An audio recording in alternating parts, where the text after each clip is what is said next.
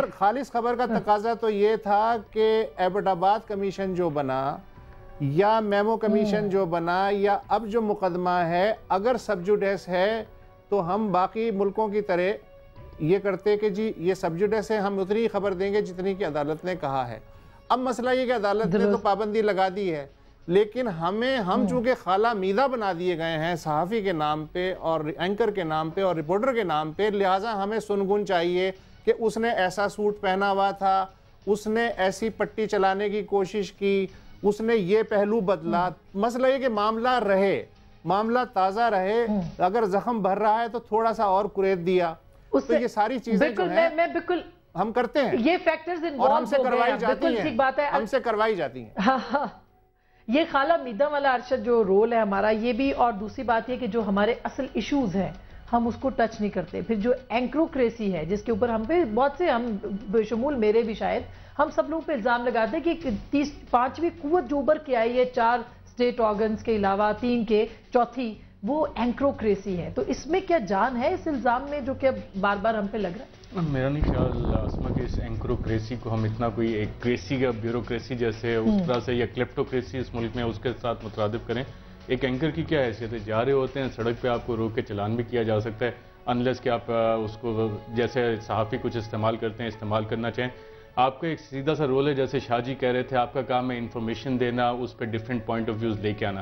جب اس سے زیادہ کوئی آپ کردار ایزیوم کریں گے آپ کنٹروورشل بن جاتے ہیں. لیکن کنٹروورشل تو ہو رہے ہیں نا ہمارے اندر بھی, غلاف کی بات ہو رہی ہے, وہ ہوتے ہیں جو اس سے زیادہ کردار ایزیوم کریں گے. جب آپ کی نیگوسیشن کرائیں گے, کہیں آپ پیغام رسانی کا کام ادا کریں گے, تب جا کے آپ پہ سوالات اٹھتے ہیں, آپ کنٹروورشل ہوتے ہیں. آپ اپنا سیدھا سا کام کرتے ہیں, خبر ہے آپ کے پاس, پوائنٹ آف ویوز آپ نے لیے, ایویڈنس آپ کے پاس پورا ہے, عوام کے سامنے رکھے, پروگرام کیا, گھر چلے. اچھا آج کل یہ بڑی ماروی بات ہو رہی ہے کہ اینکرز کو اپنے اثاثے دکھانے چاہیے. یہ ہمارا کردار ہے, ہم کوئی پبلک آفس ہولڈرز تو نہیں ہے کہ ہم اپنے اثاثے دکھائیں. اس پہ کیا کہیں گے؟ جب میں تو اس سے اتفاق اس لیے نہیں کرتی ہوں کیونکہ اینکرز جو ہیں وہ کوئی نہ تو پبلک آفس ہولڈرز ہیں نہ وہ عوام کے نمائندے ہیں جو ان کے اوپر یہ لازمی ہو, they have a right to privacy, اس کا احترام کرنا چاہیے. لیکن مسئلہ یہ کہ جب اینکرز یا جو صحافی حضرات ہیں سینئر ہمارے, وہ جب پالیٹکس کا حصہ بنیں گے تو پھر ان کے اوپر بھی وہی ڈیمانڈز آئیں گی جو آپ پالیٹیشین سے کرتے ہیں. ایک تو بات. دوسری بات میں یہ کہنا چاہتی کہ اہم بات یہ ہے کہ جیسے آپ نے اصل خبر کی بات کی کہ اصل خبر شاید اب پیچھے دب گئی ہے لیکن دوسری چیزیں آگے آ گئی ہیں.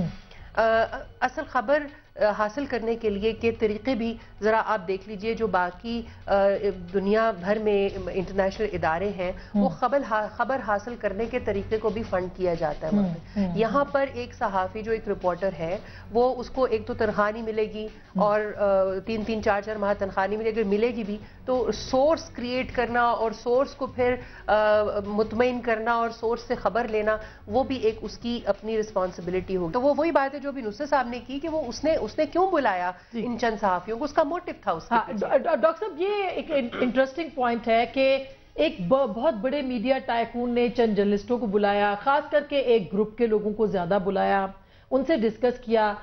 کیا آپ اس کے پیچھے کیا ہے اور کیا اینکرز کو اپنے اثاثے دکھانے چاہیے, کیا اس کے اوپر آپ کا کیا پوائنٹ آف ویو ہے؟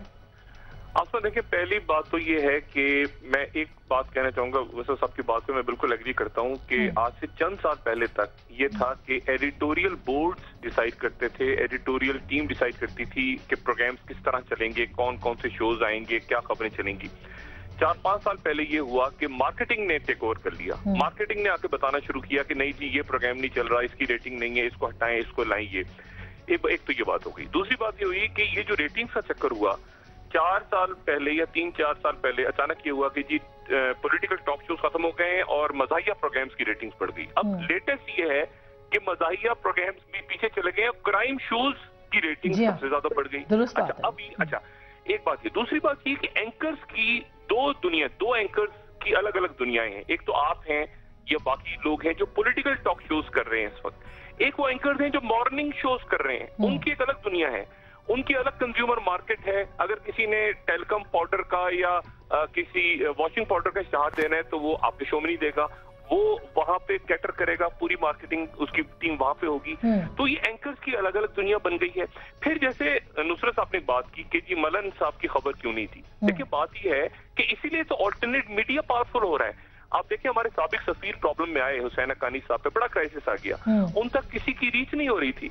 तो उस वक्त उन्होंने क्या तरीका इस्तेमाल किया, उनका ट्विटर पे शेयर जो था वो मेन स्ट्रीम मीडिया की खबर हुआ करता था, चंद महीने पहले आपको याद होगा। वो ट्विटर यूज कर रहे थे, और यही सूरत हाल, मैं चूंकि मिडिल ईस्ट में यही सूरत हाल यहाँ पे कई ममालिक में है, जहां मेन स्ट्रीम मीडिया पे लोगों को चूंकि बात करने की इजाजत नहीं देती कॉर्पोरेट ऑर्गेनाइजेशंस, इसलिए वो मजबूर हो गए हैं कि वो ट्विटर, यूट्यूब और इन सब चीजों को इस्तेमाल करें।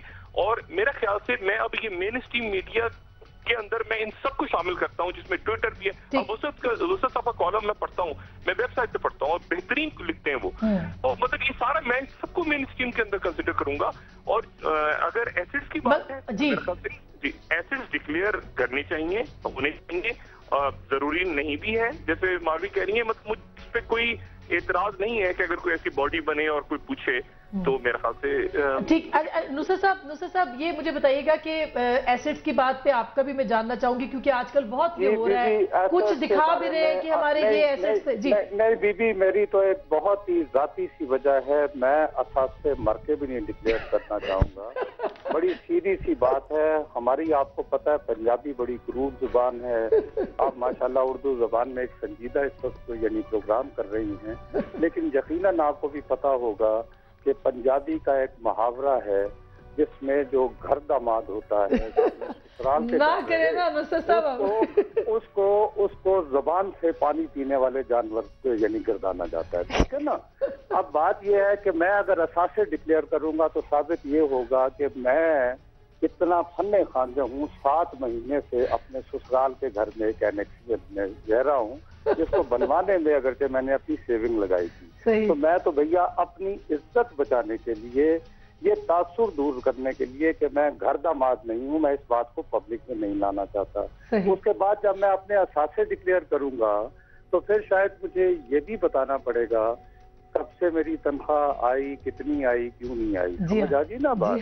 तो मैं तो भाई अपने पर्देदारी के लिए, अपनी फन्ने खानी बरकरार रखने के लिए अपने असासे जो है डिक्लेयर करने को तैयार नहीं है। दूसरी बात यह है कि मैं आपसे दोबारा ये कह रहा हूँ कि क्योंकि मैं एक पैगंबर होने का दावेदार नहीं हूँ, मैं रिफॉर्मर होने का दावेदार नहीं हूँ, कि गालिब को अंग्रेज ने पूछा था तुम मुसलमान हो, तो उसने कहा था मैं आधा मुसलमान हूँ, और उसने इसको वाजे किया था कि वो आधा मुसलमान खुद को कैसे समझते हैं। उनके बरमला खुद को आधा मुसलमान साबित करने के बावजूद क्या आप में से कोई शख्स ये जुर्रत कर सकता है कि वो ये कहे कि गालिब ना होते तो आज उर्दू जुबान ना होती, उर्दू शायरी ना होती और इस मकाम तक ना होती।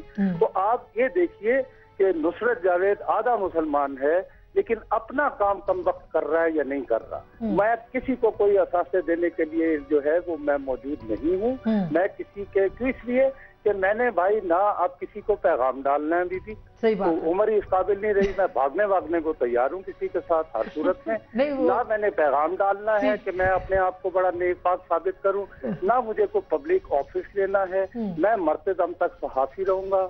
I am proud of being a reporter. मैंने ये जो यानी पेशा है जुनून की हद तक 9वीं जमात से ये तय करके कि मैं बड़ा होकर सहाफी बनूंगा अपनाया है।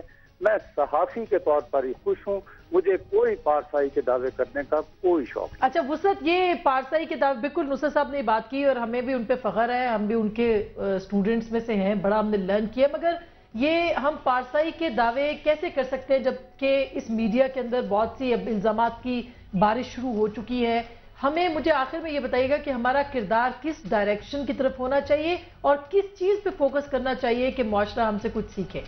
असासे तो पिछले 1-1.5 हफ्ते से हर एंकर दूसरे की बता रहा है कि किसने किससे क्या लिया और किसने किसको क्या दिया। तो मेरा नहीं ख्याल कि अब मजीद किसी और को बताने की ज़रूरत है।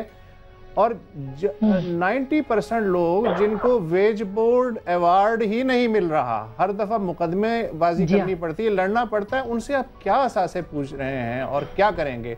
और जो 4, 5, 6, 7, 8, 9 जो हैं, तो मसला ये है कि अगर मैं किसी से कोई विला लेता हूँ या कोई फरारी लेता हूँ या कुछ फॉरेन ट्रिप पे जाता हूँ, तो आपका क्या ख्याल है कि मैं अपने नाम से जाऊँगा? मेरे पास तो गाड़ी ही नहीं है, میرے بینک میں تو 55,000 روپے پڑے ہوئے ہیں, آپ کیسے ثابت کریں گے؟ تو یہ ٹیکنیک جو ہے یہ سیاستدانوں سے صحافی سیکھ سکتے ہیں, صحافی اور سیاستدان جرنلوں سے سیکھ سکتے ہیں, جرنل کسی اور سے سیکھ سکتے ہیں. تو یہ گیم اس طرح, تو یہ اساسوں والا میرا خیال ہے نان سیریس ایک صورتحال ہے. ٹھیک, لیکن وسعت لے کے ہمیں جو چیزیں خبریں دینی ہیں, ایبٹ آباد کمیشن اپنا کام ابھی تک کیوں کمپلیٹ نہیں کر سکا؟ میمو کے حوالے سے اصل جو دستاویزات ہیں یا اصل جو کہانی ہے وہ ہم کیوں منظر عام پر نہیں لا سکے؟ اس کا فائدہ نقصان کس کو ہوا یہ ہم نہیں بتا سکے. ہماری سب سے بڑی جو خرابی ہے وہ یہ ہے کہ ہم ایک خبر کو 1-2 دن 1 ہفتہ خوب اچھالتے ہیں, اچھال کے نڈھال ہو جاتے ہیں, بے ہوش ہو جاتے ہیں, اور اس کی جگہ پھر ایک اور اسی طرح کی مسالے دار خبر لے لیتی ہے. اور ہمارے ہاں فالو اپ کا رواج نہیں ہے. فالو اپ کا رواج اس لیے نہیں ہے کہ ایک کے بعد ایک اتنی مزیدار سٹوری آ رہی ہے کہ کسے فرصت ہے کہ فالو کرے. ہم نے پوری ایک کیمپین چلائی جی کہ جی بلوچستان میں غائب لوگوں کا مسئلہ. اب غائب لوگوں کا مسئلہ اچانک ہوا تو پھر ڈرون اٹیک ہو گئے, ہم اس کے پیچھے لگ گئے, اس کے بعد میمو گیٹ آ گیا. اب ہمیں نہیں پتا کہ پیچھے جو ہم نے سٹوریز چلائی تھی اس کا کیا ہوا, اس لیے کہ ایک کے بعد ایک آ رہی ہے. اور میرا نہیں خیال کہ اس دوڑ میں فوکسڈ نہیں ہے, فالو اپ نہیں ہے. فائنل ورڈ فالو اپ کا کوئی رواج نہیں. فائنلی ارشد آپ بھی بتائیے گا, ڈاکٹر صاحب بھی اگر چاہے تو کمنٹ کر سکتے ہیں, کیا ہم بہت سارے مفادات میں گھرے ہوئے ہیں اور ہم جرنلزم یا اپنی جو صحافت ہے اس سے ہم پوری طرح سے نہیں نبردآزما ہو رہے یا اس کا حق ادا نہیں کر رہے, حرمت لفظ کا جسے کہتے ہیں؟ جی آسما, بہت سارے انٹرسٹ گروپس میں تو ہم یقیناً گھرے ہوئے ہیں, اور یہ آج سے نہیں, صحافت جب سے ہو رہی ہے تب سے مختلف انٹرسٹ گروپس ہوتے ہیں. اور جیسے شاہ جی کہہ رہے تھے, صحافی کا کام ہے ان سارے انٹرسٹ گروپ میں سے خبر لا کے, جو عام آدمی آپ کو دیکھ رہا ہے, جو آپ پہ ٹرسٹ کرتا ہے, وہ آپ خبر اور انفارمیشن اسے لا کے دیں. انفارمیشن کی اپنی ایک پاور ہوتی ہے, اپنی ڈائنمکس ہوتی ہیں, جس سے چیزیں پھر آگے جو سچ ہوتا ہے وہ نظر آ جاتا ہے. جی ڈاکٹر صاحب فائنلی آپ دیکھیں, اب یہی بات جو ہے نا پریشان کن ہے کہ ہم اس وقت شاید ایوالو ہو رہے ہیں. اب کئی ٹی وی چینلز پہ اس وقت یہ چارج چلتا ہے کہ جی آپ بھی ہمیں خبر یا ویڈیو بھیج کے آپ بھی صحافی بن سکتے ہیں. یہ عام پبلک کو کہا جا رہا ہے کہ آپ بھی صحافی بنیے, ہمیں ایس ایم ایس کیجیے, اس ایس ایم ایس کے چونکہ پیسے لگتے ہیں مارکیٹنگ والوں کو, وہ ہم آپ بھی صحافی بنیے, پبلک لگی ہوئی ہے جناب. اب یہ جو تعین کرنا ہے کہ صحافی کون ہے کون نہیں, میرے خیال سے ایوالو ہو رہا ہے میڈیا, آگے جا کے شاید طے ہو جائے. بارہ نصرت بات کی ایک جو انہوں نے بات کی نا اپنے ایسٹس والی, اور یہ کہ میں سسرال, میں کم سے کم بڑا خوش ہوں کیونکہ میں آج اپنا گھر چھوڑ کے میں بھی سسرال میں جا رہا ہوں. اچھا, بہت بہت شکریہ, یہ بریکنگ نیوز تھی. بہت بہت شکریہ. ہم نے بہت ایک پرلطف انداز میں جسے کہنا چاہیے ایک بہت ہی لطیف پیرائے میں سب نے بات کرنے کی کوشش کی, لیکن آپ پہنچ گئی کہ جو خبر کے طور پر پیش کی جاتی ہے اس کے اندر سچ ہوتا ہے, اس کی اپنی طاقت ہوتی ہے, اور جہاں ایجنڈا ہوتا ہے, جہاں پر کسی کے مفادات ہوتے ہیں وہ بھی نظر آتے ہیں. ویور کوئی بے وقوف نہیں ہے, جس کے ہاتھ میں ریموٹ ہے وہ بے وقوف نہیں ہے, وہ یہ جانتا ہے کہ سچ کیا ہے, جھوٹ کیا ہے. ہمارا کام کسی کے درمیان صلح کروانا, پیغام رسانی کروانا یا حکومتیں بنانا, گرانا, توڑنا نہیں.